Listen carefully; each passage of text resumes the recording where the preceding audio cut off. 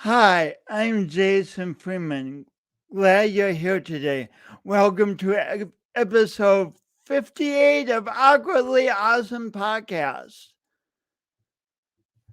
I'm uh, I'm a professional speaker with what I used to call a speech impediment, but I now consider a miracle. I specialize in speaking to junior high and high school students on coping, acceptance, resilience, and possibility. And today we are here to speak with a wonderful friend of mine. And I'll bring her on in a minute, but first I want to read her bio. And you might be wondering, dude, Jason, why do you read these long bios?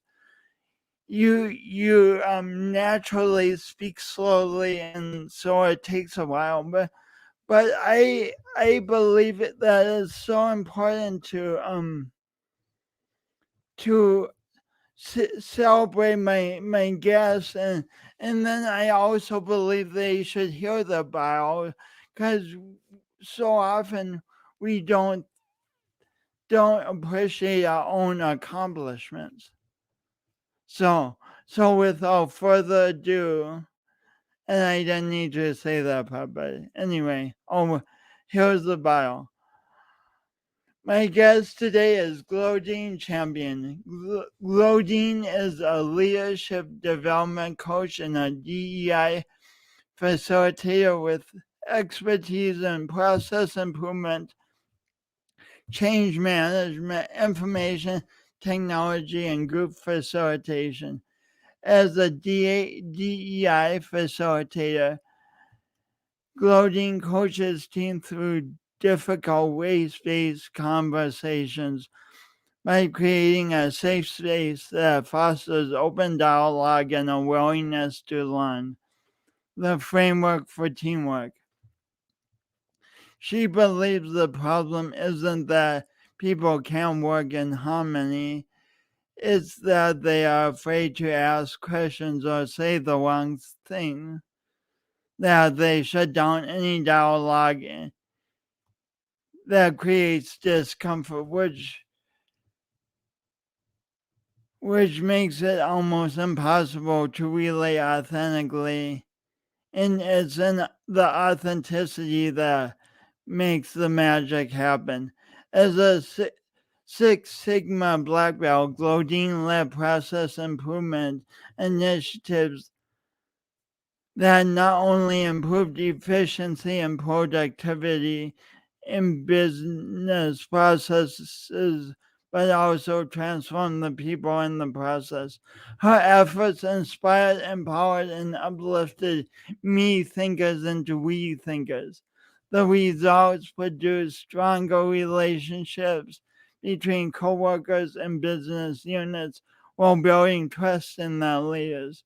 Moving into coaching was a natural progression, and now she applies the time proven methodologies she mastered in process improvement expert as a process improvement expert to create results for people improvement. She does this by helping her clients fill the gap between where they are now and where they want to be. She guides them through identifying where growth is desired, potential roadblocks, and triggers exist, and then supports them through setting realistic and achievable goals and objectives using her 80-20 rule. All of this is done on a foundation of, check this out, accountability and love. So without further ado, second time I said that, darn it. But so just put your hands together in the different parts of the country and welcome Glodean Champion. Glodean. Hi, Jason. Hi, how are you, my friend? I am very good. How are you? Good, good. I was so excited today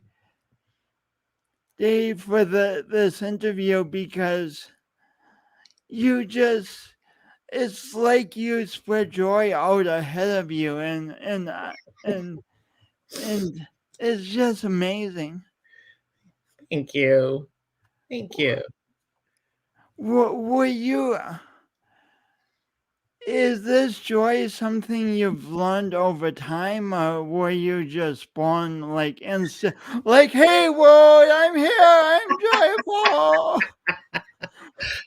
I think I came into the world with the hey world. I'm here. Um, I say this all the time, and I had to credit to my mother because she she nurtured my nature. So I came into the world with a big bang, and she let me continue that. So that's kind of how I show up in the world. What would you say to people who are more shy about becoming more outgoing, and truly embracing all the possibilities around them? Somebody asked me the other day how if I could teach them how I smile, like smile like me. So I'm going to tell you the same thing I told her is that if you put all your energy and all that positive energy and happiness that you may be feeling in a moment, if you just put it all in your face, right? That helps me smile, but I think it also having it in your head area also helps you embody it so that you're So not you you go ahead. I was just going to say so you're not afraid to just be out there. So you consciously think of moving the energy from the rest of your body into your smile? Yeah, well, I think for people where it doesn't come naturally, I think that's how you get it there. For me, it just comes naturally. Sometimes I have to like tone my smile down. You can tell when I'm really excited about something because I can't harness the smile. I can't like pretend like I'm not excited. It just shows on my face. It's such a good energy. Thank you. I So think it's because I so have such loving people in my life, like you. ah ah I am so glad we met. We met at the Extreme Leadership Experience. Yes. And I remember meeting you before this, but then you did this awesome presentation where you highlighted your mother. Tell us a bit more about her. What was her magic? Um, I'm gonna share this picture. I keep it on my desk. Um, Mm. it's a picture of my mom, and it was actually the last trip that she took before she passed. We rented a Lincoln Town car. Me and my ex-husband. We were married at the time, but she loved Lincoln Town cars, and so we rented a town car and drove her from the Bay Area, from Oakland, back to LA. But my mom, I found out recently that my mom was one of 36 women, one of 36 Black women that were able to adopt as a single parent. And so I think because she wanted a child so much that she was very intentional about the way she raised me. And her intentionality is kind of what shaped me into who I am today. And now that I moved into diversity and inclusion work, I can understand why I've been led to this work is because my mother created a diverse world for me. I had friends from all walks of life because she had friends from all walks of life. So, yeah, I am who I am because Frances Champion was who she was, and she was awesome. Francis Champion. Yeah, but if you weren't her age, you couldn't call her Frances. You had to call her Miss Champion. So some people called her Miss Champion, and some people called her Champ. Like I have friends that say Frances, and I kind of cringe, like she's gonna come back from the dead and slap them in the face. So I don't want to get slapped in the face. So I would say. definitely say Miss Champion. Yeah. Yeah. She was awesome though. And a very strict disciplinarian.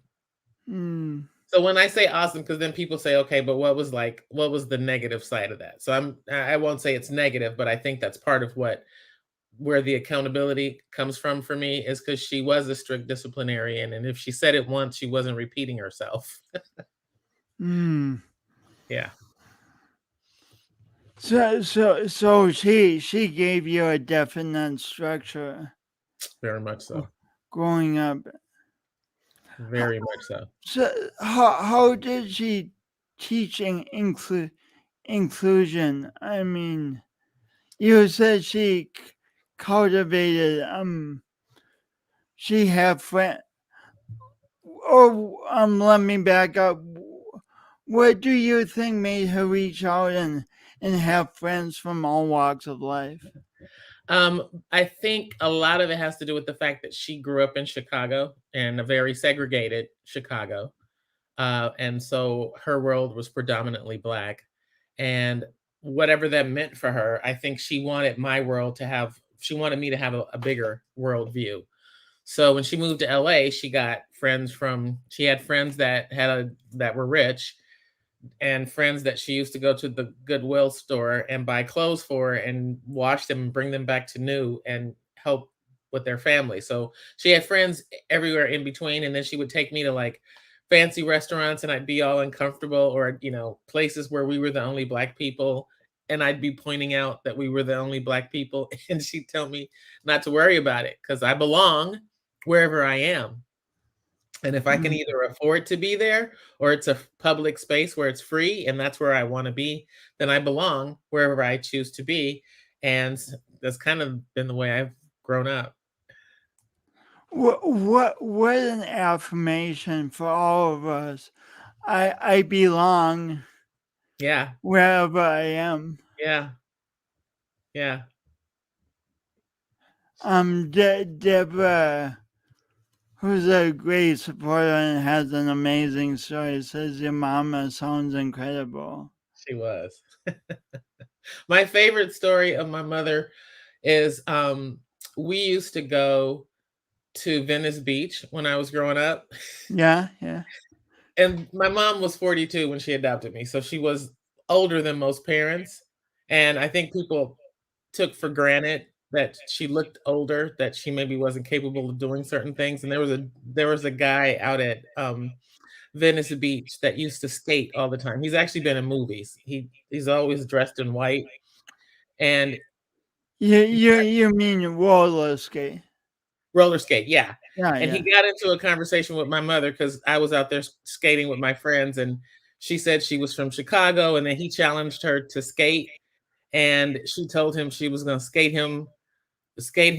I forgot how she said it, and she made me take my skates off, and I gave them to her, and she skated him under the rug. Yeah, What? I had never seen my mother on roller skates, and she got on those skates, and they were both skating in their little space on Venice Beach, and she drew a crowd, and I didn't even know my mom had moves like that. Oh my gosh. That's like a scene in a movie. Yeah, exactly. Oh, that's beautiful. Yeah, she was like that. So I guess I could also say that part of why I'm able to show up the way I am is because my mother didn't put me in a position where I had to be afraid to be courageous. I mean, she put those skates on. She was probably in her 50s. So she's probably my age when she did that. And I don't know that I would throw on skates right now. So she really didn't just tell you great things. She also role modeled. Yeah, she led by example. You'll have to explain this comment. My gay Oh my best friend. God. Okay, so this is my best friend from junior high school. So she knows my mother inside and out. This is my From friend junior high. junior high Hey, school friend. Pamela Marie, welcome to the show. Yes, and my mom lived in a back house, and the woman that lived in the front house was notoriously known for closing the gate when my mother was on her way out. It was just like they had this, I don't even know, it was like a rivalry that they had. And I was on my way somewhere with a friend of mine, and he was sitting on the porch, and I was in the bathroom putting my makeup on, and I heard my mother honking the horn, and and then all of a sudden I heard her hit the gas, and then I heard my friend laughing so hard he couldn't breathe, and he just screamed out, "There you go, gate buster." What had happened was the woman was trying to close the gate as my mother was honking the horn, and she kept trying to close the gate. So my mother just hit the gas, and then the woman pushed the gate open so she could get out. So we started calling her Gate Buster.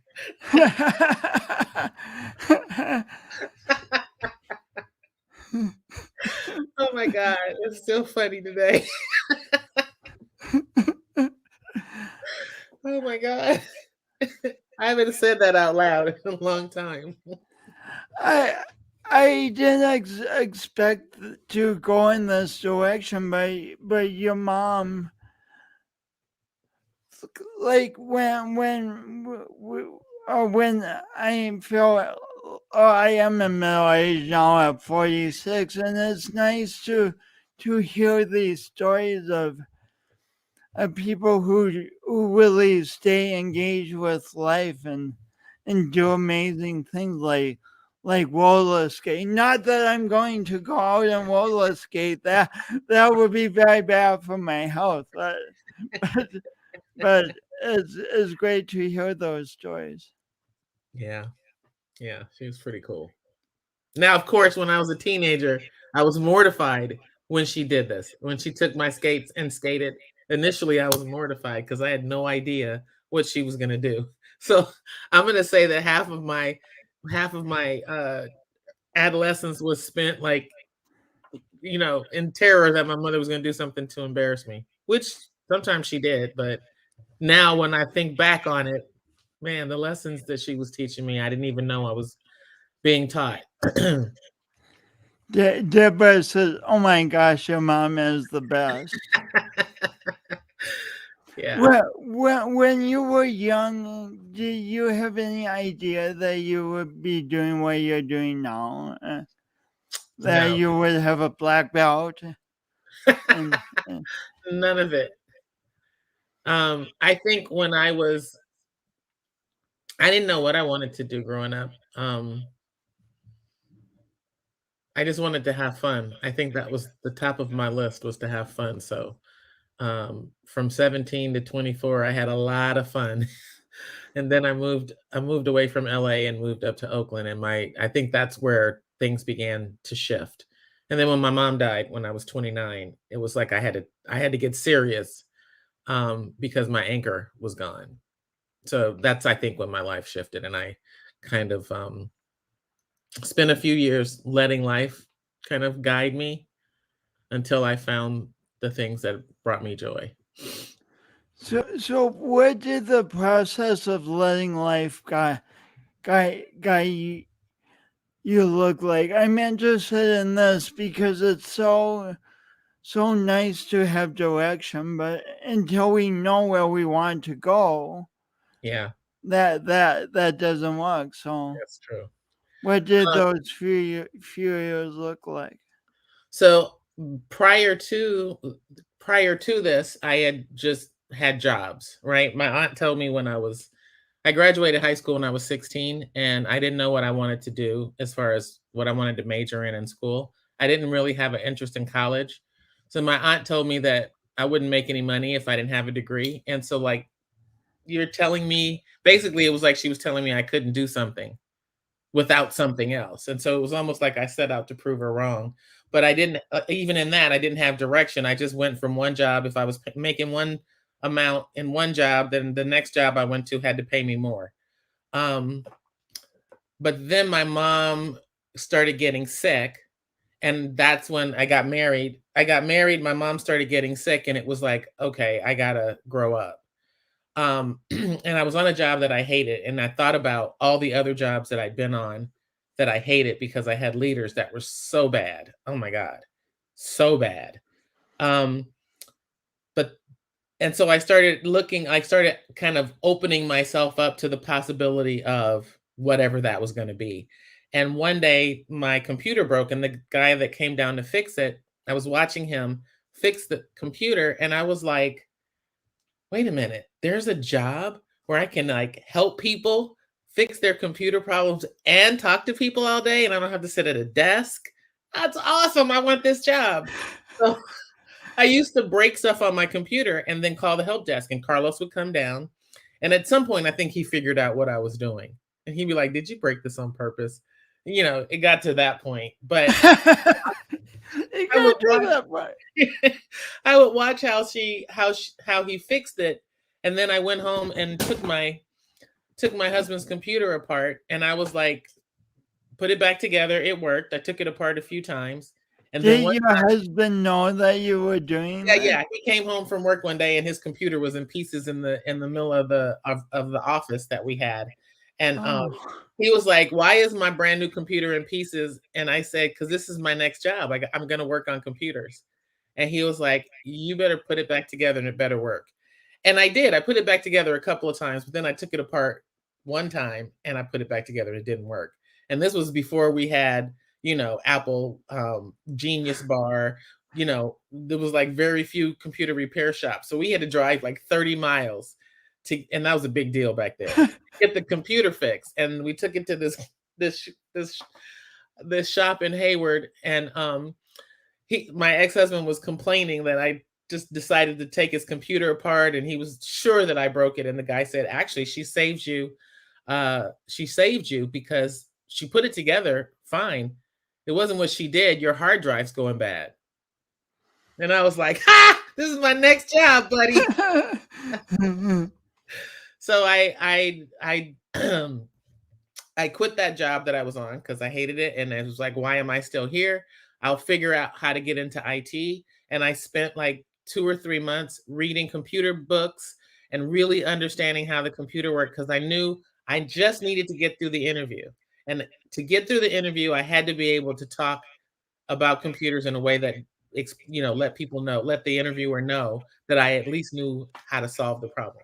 And I got my first job at the help desk at Bank of America, and it was on the trading floor. And so those guys did all kind of things to their machines. I learned a lot, and I kind of worked my way up from there.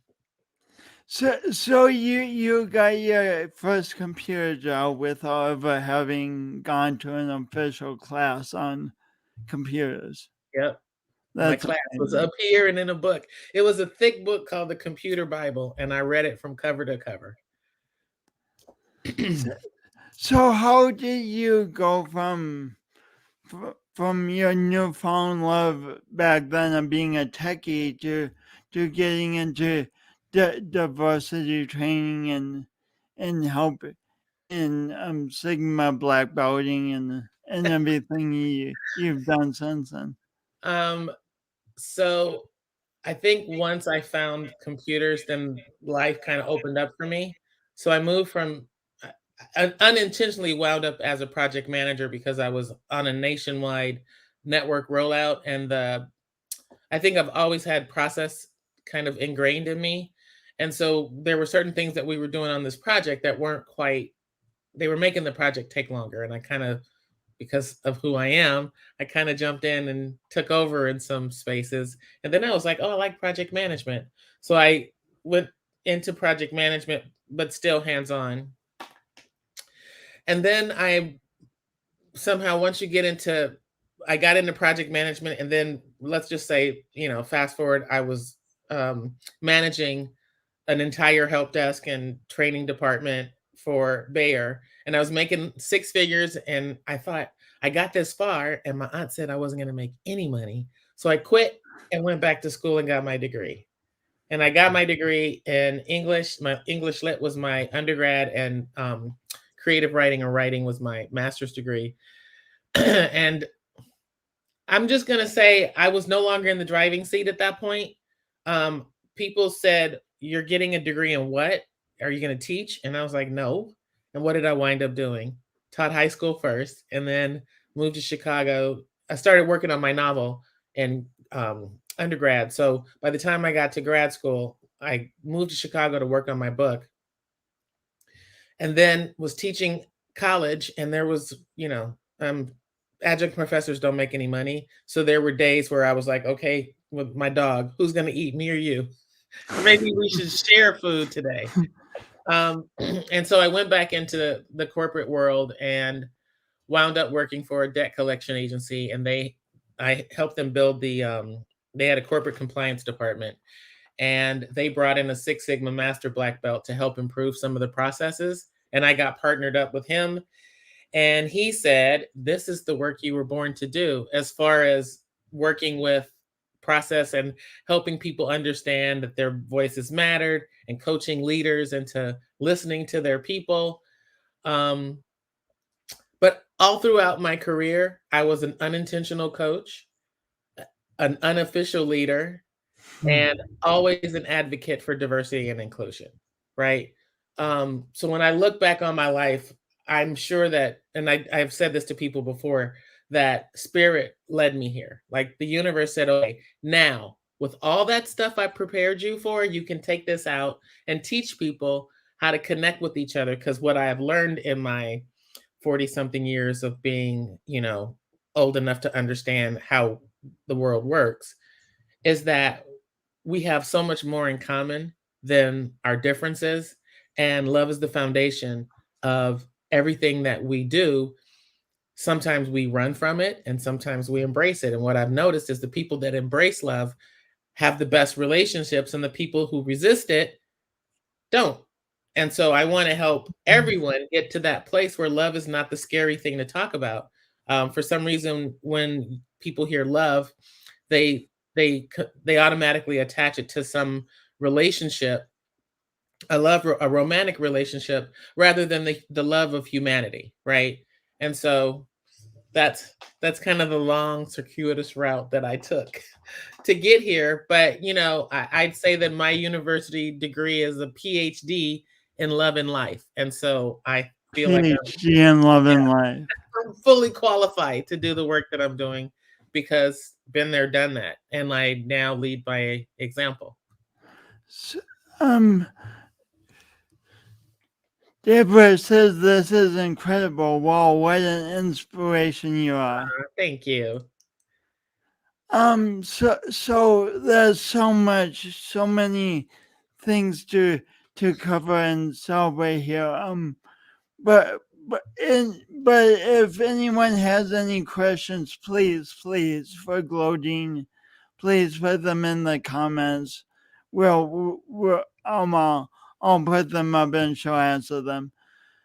And so let's cut to the chase, Glodean. How do we? I mean, there's a lot of difficult conversations to be had in the world right now. How do we approach difficult conversations with confidence and yet at the same time with love? Different conversations around something Difficult. difficult. Oh, okay. Yeah. Like related to race or in general? Yeah. I meant in general, but Okay. let's talk about related to race. How do we do it? I'm gonna, like Nike says, just do it. No, it's not that easy. I think that the way I do it is first remove my expectation of the outcome, right? If I'm giving someone advice, then the first thing I have to do is disconnect myself from any expectation of what they do with that advice, because it's all up to people's free will, right? So I think that before we can have any difficult conversation, we have to first know ourselves and be very self-aware. Part of the reason that we can't move conversations forward, especially when they're hard conversations, is because we're um, so many people are not aware of their triggers, right? So somebody says something that flicks their ear, and rather than continue listening to what the person is saying, now my ear has been flicked. I'm going to focus on the fact that you just pissed me off, and that's the thing I'm going to respond to, and then we're not even communicating anymore, right? So I think the first step is to just be really clear. I'm going to have this difficult conversation, and I know that this person may say something to me that makes me uncomfortable. And if I feel myself getting uncomfortable, because we all know when we're feeling uncomfortable, it Mm. usually happens in our chest or in our Mm. stomach. So if you feel your stomach turning or you feel your chest tightening, it's probably because somebody's saying something to you that isn't hitting you right. But if somebody's sharing how they feel, then your biggest responsibility is to let them say what they have to say. You don't have to defend it. You don't have to agree with it. You just have to allow them to be heard. And I think once you allow somebody to speak their truth without reacting to it, you can hear something in it where you can either learn something about yourself or learn something about the person that you're communicating with. And then together you can figure out a way to move the conversation forward. Does that make sense? I mean, So, I so, know I make it sound easier than it is, but it really is about you first. so once we're conscious that we've been triggered, how do we stay in the room and stay open to listening instead of getting tunnel vision and going into I've been triggered, I've been triggered, Yeah. I've been triggered, I've been triggered. I mean, this has never happened to me, but hypothetically.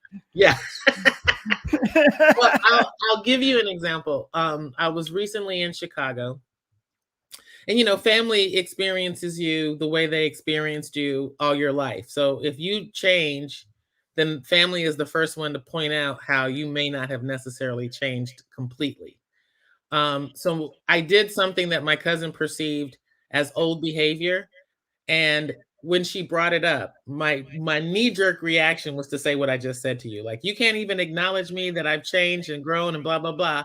But because I felt myself getting ready to go there, I stopped and said, just listen to what she's saying. It doesn't mean that you actually did the thing she thinks you did. It's her perception. So I let her say what she had to say. And after she finished, I was like, okay, so this is not really about me. This is about, we have another cousin. It was really about something that my other cousin does all the time, that what I did triggered that memory for her. And so I just said, I'm sorry, that wasn't my intention. I thought that you saw how I course corrected, but if that didn't register for you, then I'm just apologizing because that wasn't my intention. Because there was really nothing else for me to say after that. So you notice the defensive reaction and you just Yeah. let that be within you and Yeah. continue listening. Because sometimes you don't even need to explain yourself. Sometimes you just need to apologize. Because you're not apologizing for what you did. You're apologizing for what you did that the other person may have misinterpreted, right? It's not hard to apologize for something if that wasn't your intention. And if it was your intention, then it's your responsibility to explain why you did that thing. But again, if you come from actually, let me say it like this. If you come from a place of love, that means that you're looking at yourself and aware of yourself in certain situations, but you're also thinking about, how would I want this information shared to me? Do I want somebody shouting at me? So if somebody yelling at you is not an effective way for them to communicate with you, you don't want to yell at somebody else. And if talking down to somebody, or if somebody talks down to you and that makes you feel some kind of way, then don't project that onto somebody else.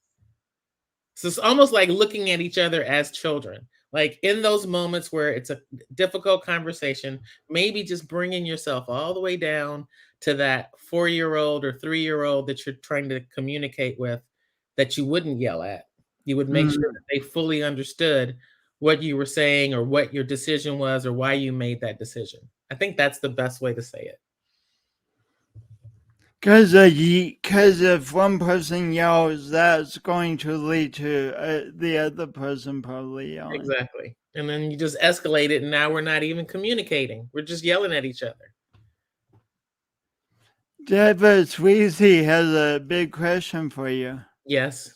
Oh, I see that. What would my beautiful mama think about how things are going today? Man, I wrote a post on Facebook when that other guy was in office, that I can't remember what actually happened, but I said if my mother was here right now, she'd be on her way to DC. she'd have figured out some kind of way to get past the security people, and she'd be in the Oval Office right now reading him the riot act. I think that my mom would say, keep living. Keep living. Because that was her answer for everything. If I asked her why people acted the way they acted, she would say, keep living. And when she would say it to me, then I'd be like, that is not an answer. I need to know what that means. But here's what that means. Keep living means that people are people. Hurt people hurt people. Kind people are kind to each other. Loving people continue to spread love. So keep living means find your tribe and either try to grow your tribe or protect yourself from the people who are outside of it. That's my interpretation of it, because that's what I've had to do. It's so easy to get sucked into the negative.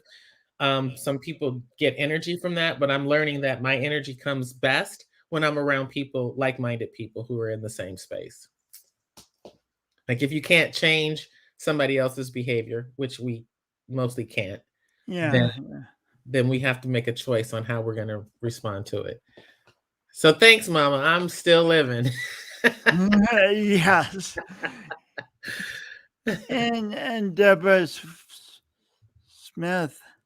Can you tell us a story of how you led a conversation about unconscious racism? Oh yeah, perhaps how to calm people. Yeah. So okay. Here's a good one.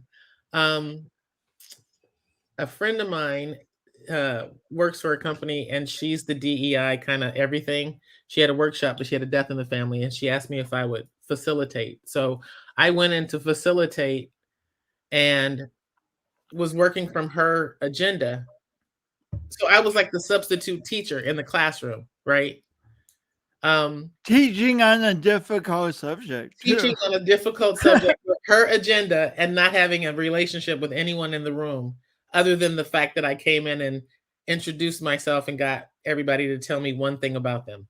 So we start this conversation, and one of the questions was, what is it like to be a woman in this organization? And there was a Black woman on the call, and there were 2 white women.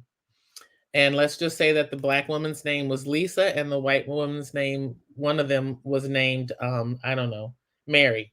So Lisa says her experience of being a woman in the organization.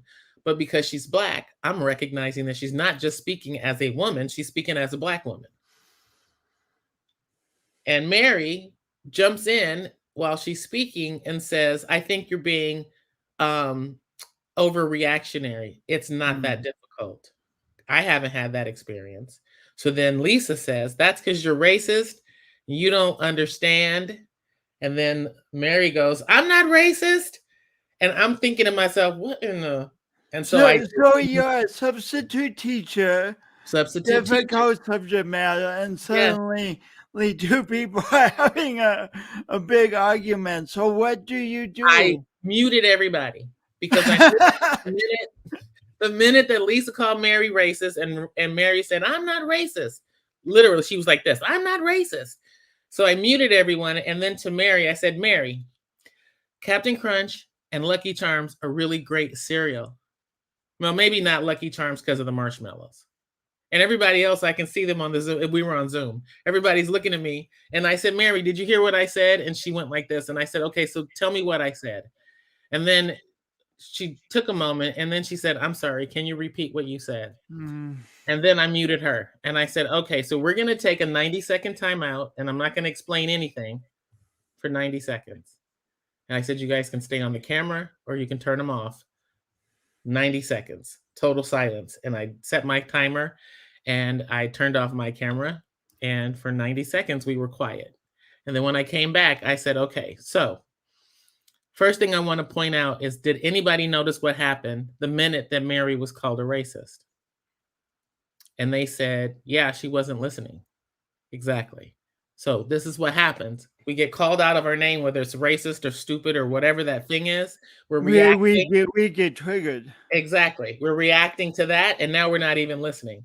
So I said to Lisa, I said, but that doesn't make her racist. Racism is a power construct. and it's more systemic than it is individualized. I see racism as somebody's ability to take life, liberty, or the pursuit of happiness away from me. So if you're a hiring manager and you choose not to hire me because I'm black or because I'm a woman or because I'm black in this case, then I could say that you're racist because you're denying me something. But if you're a hiring manager and you hire me and you make my life miserable, you might just be bigoted or prejudiced. You're because I'm still making a paycheck, right? I think that if we diffuse racism and point it out when it's really happening, what the police do to unarmed black people is racism. What having innocent people in jail is racism. The systemic issues that we have in healthcare when it comes to brown and black people is racism. But what happens in the workplace isn't always racism. What I helped Mary and Lisa understand was that Mary wasn't racist. I said, you know, in your case, I would say that it was more, and I asked her to just hear what I was saying. It's either narrow minded or closed minded or selfish. It's not racist. You can't understand what she's going through because you haven't allowed yourself to even listen to what she's saying. To Lisa, I said, when you call somebody racist, you lose altogether. So they're not even listening to you. So if you want to be heard, what I would have done in that situation is I would have said, that was your experience. But she asked me to explain my experience. That would have been the end of it, right? She could have just said, well, that's your experience, but my experience has been this. And then I could have jumped in and said, because she's not just explaining her experience as a woman, she's also explaining her experience as a black woman. So the funny part of that whole situation was that there was an executive on the call, and in the chat he said, "I haven't been put on the timeout since I was a kid," and I didn't know what else to do. I needed to diffuse it immediately so that we could move the conversation forward. So, in answer to this, in answer to Deborah's question, I would just say creating a situation where everybody can calm down, even if that means telling the other person to stop talking for a second, so that you can come back to center. Because I didn't even know what to do. I needed the 90 seconds to figure out what am I going to do to move this conversation forward. After you came back on and had that conversation, was everyone able to continue with the call? Oh yeah, we had a great call after that because I helped them redefine racism. Like I told them if a person of color, if a non-person of color, or if a white person gets promoted over you, and you feel like you're more qualified, that doesn't make the person who got promoted racist. It makes the hiring manager or whoever that manager was that made this decision, maybe they're racist. Like we need to pick our battles, right? Let's stop calling each other racist or out of our name, and let's start looking at each other in a way to try to understand. Because we're all, first of all, we all have more things in common than we have that separate us, right? And once I got these two women to look at their experience as women, and that Lisa's experience is harder than hers because she's black, then Mary was like, she apologized. I mean, I put them in a chat room.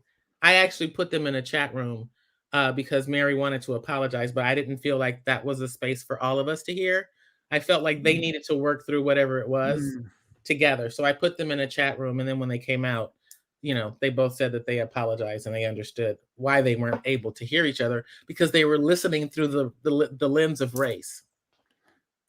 That is such a powerful example because you actually created a container where healing was able to happen. Yeah. Instead of more and more triggering of each other. Yeah, that's my superpower. Dale agrees with you. Yeah. I want to shift gears a little bit, and so because there's just so much to cover. So could you please tell about the creative writing teacher who changed the trajectory of your life? Oh yeah, Mrs. Jones. She was my creative writing instructor, in the 90s. In 92 or 3, I went to her class. And one of the assignments was to write a short story. It was like a fantasy short story. I can't remember specifically, but I wrote a story about um, a dream that read like it was really happening. I think that was how I wrote it. And at the Wow. bottom of my paper, she told me that I had a talent for writing and that it would be in my best interest to pursue it. And then she died before the semester was over, and I stopped going to class because the replacement teacher sucked. And I continued writing, but not to the extent that I had been writing until I went to undergrad. So, so, and since then you have pursued it in an amazing way. This is your book, Sam. If I can you say it now? Oh, Yeah. I mean, why am I showing you your book? You know your book. I For know I have one everyone right on, here too. hey, we both have copies. We must know the same person. Uh-huh. So you put your main character in a very challenging set of circumstances. What led you to create so many many challenges for her? Um, when I started writing the book, I was it was when I was in undergrad, and I went to Mills College, and there were a lot of girls that were, out and proud at school, but then had to tone it down when they went home. And this was in Mm, 2004. And also at a time where a lot of Black women were getting AIDS from their husbands. So there's a lot of people living in the closet. And I just wondered what it would feel like if people could connect with a child who's trying to figure out her sexuality, because maybe it won't have the same stigma attached to it. I set it in 1965 in Watts because I used to live in Watts when I was in high school, and it was a very close knit community. And as I was researching Watts in 1965, I started to discover that the Watts riots were kind of misrepresented. Well, most race riots are Black. Let me just quickly say this: the distinction between riot and uprising is huge. And so, what happened in the book was really an uprising. But when riot used to be the word used when the KKK and white supremacists came into Black communities and burned them to the ground, those were riots. What we do in defense of being oppressed or fighting back is an uprising. So I just want to make that distinction. I'm calling it the Watts riots because that's what it's known historically. But I wanted to set the record straight and help people understand that distinction between a riot and an uprising. And that's what I tried to do in the book. Apparently, I did a pretty good job because a lot of people are telling me how it changed their life. A lot of white people, which is good. I really hadn't even, I just wanted to like shed some light on the Black community in a beautiful, loving way. My focus was on the sexuality part of the story. And it seems like people are connecting with both sides of the story, but also opening their mind to the brilliance and beauty of the Black community, which makes me even happier. hmm. Your character is even more complex than that. Because in addition, she's really smart and picked on for her brilliance too. Yeah. No, that's typical for, kids.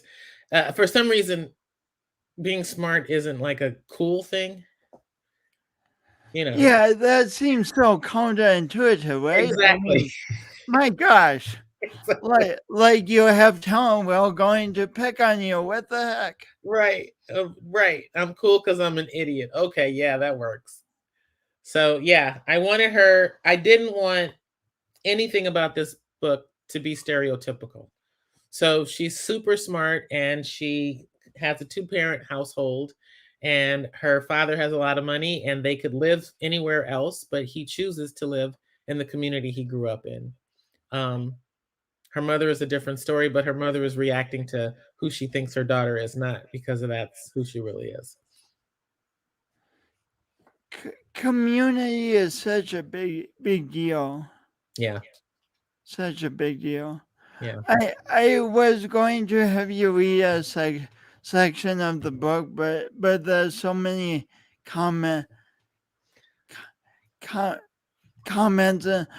I still want you to read like just one paragraph, so we can hear the beauty of how you write, because you write amazing, and you understand dialogue, and Thank you. it's tough as a writer. It's tough to write like you write. Well, I could read that little section you wanted me to read. It's short enough. Cool, Oh, good, yeah, good. okay. So this is the beginning of chapter 2. When we got to our room, Evie Sheffield shoved past me. "Watch out, Bulldagger," she said and laughed. I ignored her just like Dr. King said I should. Mrs. Fitzgerald was always quoting Dr. King to us, and according to him, the best thing to do with ignorant and conscientiously stupid people is to ignore them. So I made my way to my seat without giving Evie a sideways glance. That didn't stop her, though. She kept on needling me, even after we were settled into our next lesson. "Don't act like you don't hear me, Bulldagger," Evie shouted. Mrs. Fitzgerald busied herself writing the spelling words on the board, pretending not to hear us. "Before we go over our spelling words, can anyone tell me what today is?" Mrs. Fitzgerald asked. I was sick of being the teacher's pet, so I refused to raise my hand. I decided if no one else raised their hand, then we'd be sitting there until the cows come home. Mrs. Fitzgerald waited, now and then glancing at me, her eyes pleading me to raise my hand. I couldn't do it, even though I knew if she didn't get a response, she would just stand there, making us feel uncomfortable until someone spoke up. She believed that as colored children, we needed to learn to speak up for ourselves so we wouldn't be afraid to speak up as adults. Hmm. We spent a lot of time talking about the racism going on down south, and Fannie Lou Hamer, Dr. King, and the SCLC. And before he was killed, we talked about Malcolm X when he became El Haj Malik El Shabazz. Mrs. Fitzgerald said he became more like Dr. King after he went to Mecca. I liked Mrs. Fitzgerald. She wasn't like the other white people. The ones down south seemed to be meaner than snakes. Daddy told me never to judge people by the actions of one or a few. So I couldn't say all white people were mean. I only really knew two, Mrs. Fitzgerald and Mr. Moskowitz, who owned the corner store on 103rd in Wilmington. There were plenty of other white people in our community. Most of them owned the stores. They just didn't live there. They pretty much ignored us unless we were spending money, and some of them were flat out mean, like Mr. Krogan, who owned the store on Central Avenue, and most of the cops. Someone coughed. No one raised their hand. My stomach took over, and not wanting to miss lunchtime sitting in class, I raised my hand to end the torture. "It's Memorial Day," I said. Hmm.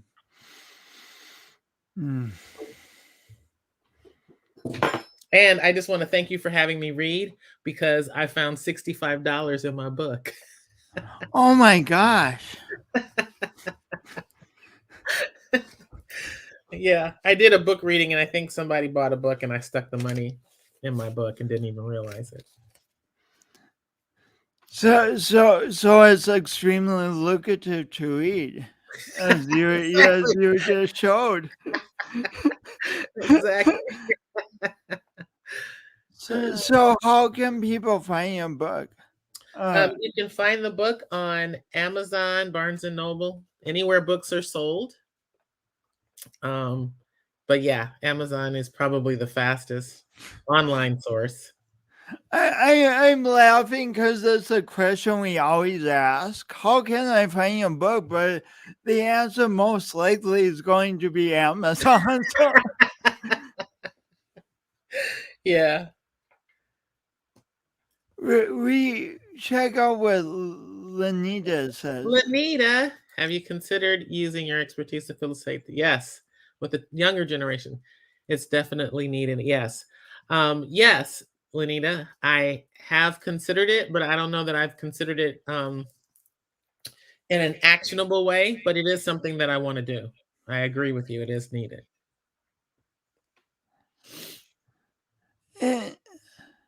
And this gets it. We're almost out of time, but this gets into to you you meeting more family in the last year and meeting new cousins and stuff. Yes. My birth family, a cousin in my birth family, Rochelle, found me last April, and I met my father. My birth mother passed 10 months after my mom died. Oh, Um, good. yeah, but my birth father and I talk regularly. I'm so happy to know him. I think we're both really elated having. Oh, Elated, yay! And then my uncle George, who is my mother's brother, he and I also stay in touch. I have 5 brothers. I don't talk to them as much as I did in the beginning, but everybody went back to life. But I still talk to my dad, and I mean, I hate to say it like this, but 54 years of not having him, that is the most important relationship right now for me. So you were an only child, Yeah. and I can't even so imagine my mother having 2 of us in the house. I was like having 10 kids. and suddenly you're one of 6. I'm Wow. one of 6, yeah. I was the only girl, and so firstborn. I'm the oldest. I'm a big sister. Wow. How neat. Yeah. So you feel elated. What are some other words to describe what it is like? Grateful, um, happy, appreciative Hmm. because like as if I couldn't love my mother anymore, meeting my birth father and seeing that I got my smile from him, um, Uh-huh.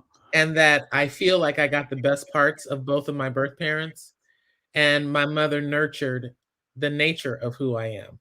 And so, Hmm. um, she brought that out, and she coulda I mean, I just think about how parents sometimes miss the mark and try to shape their kids into the likeness of themselves rather than just appreciating what comes out. And so my mom did a good job with that. Gosh, I could talk to you for hours because that's a whole nother conversation. I know, right? Appreciating the Yeah, appreciating what you who your child is exactly. yeah. Um, Deborah thanks you for telling the difficult story, Thank you. Oh, and Lanita said what a great read. I loved it, yeah. and she said she said this. Can't wait for the sequel. I'm working on it. It's between that and working on my mom's story, memoir to her. You're working on what? A memoir for my mother. It's Oh kind of a wow, leadership book, that gives me goosebumps. a guide to parenting. Aw, thank you, Deb. Ah, what over here for 50 years, and this is one of Deb's all-time favorites. Yeah, For 50 years, you know how many books someone reads? right. Well, I guess it depends on the someone, but like I was, yeah. Um, Deborah says I could listen for Aw, hours. thank you. Thank you. Ah, there's so much. There's so much love.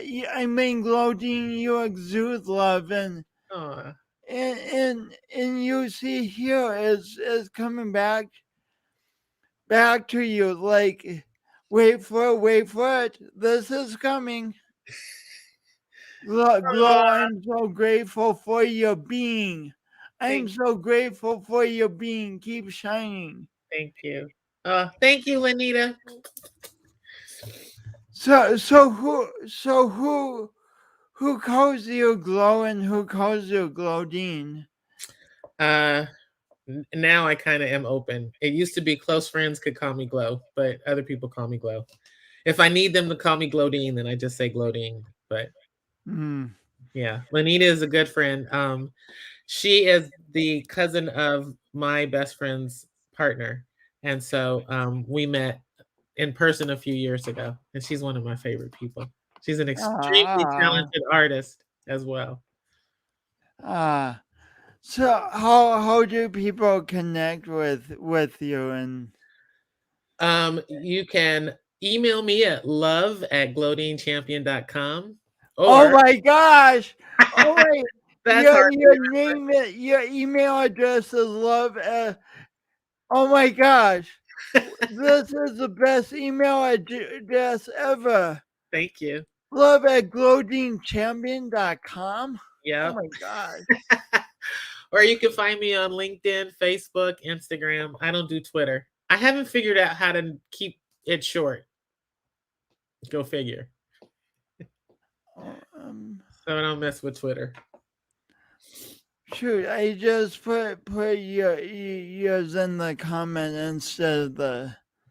Oh, Oh, but I can just show it. Oh my gosh, I'm sorry.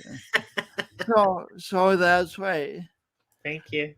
So I urge you all to connect with Glodean. She has so much wisdom about moving from where you are to where you want to be. Wisdom about having difficult conversations, about the huge world of process, and in most of our wisdom about cultivating love and bringing joy into life. Aw, thanks, Jason. And and it's a process. It keeps coming back. Glodine's exuding love, so she getting comments like very inspired by your life and your story. Aw, thank you, Ada. Mm. Well, thanks so much, my friend. It's just wonderful to get to spend this hour with you. Yes, thank you for having me. I'm so, so very happy that we got to chat. Mm. Have a amazing rest of your day and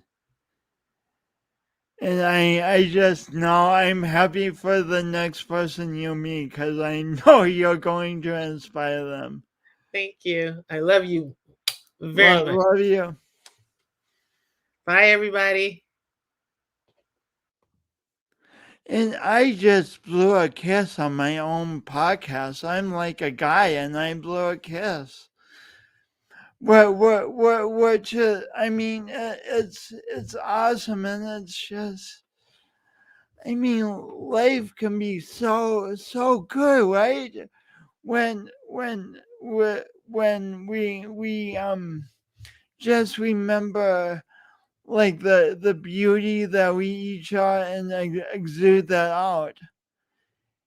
And and as I'm fond of reminding you all, this is part of my job. I get to do this, have great conversations, and thank to all of you for coming on and all your comments, because the conversation is so much better because of each of you. And next week I'll have another amazing guest, or maybe two amazing guests, and I'll leave it at that.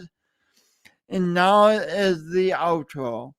But people don't usually announce the outro, but I announce the outro, even though you could have figured that out. That, oh, it's an outro, but okay, here you go. Bye.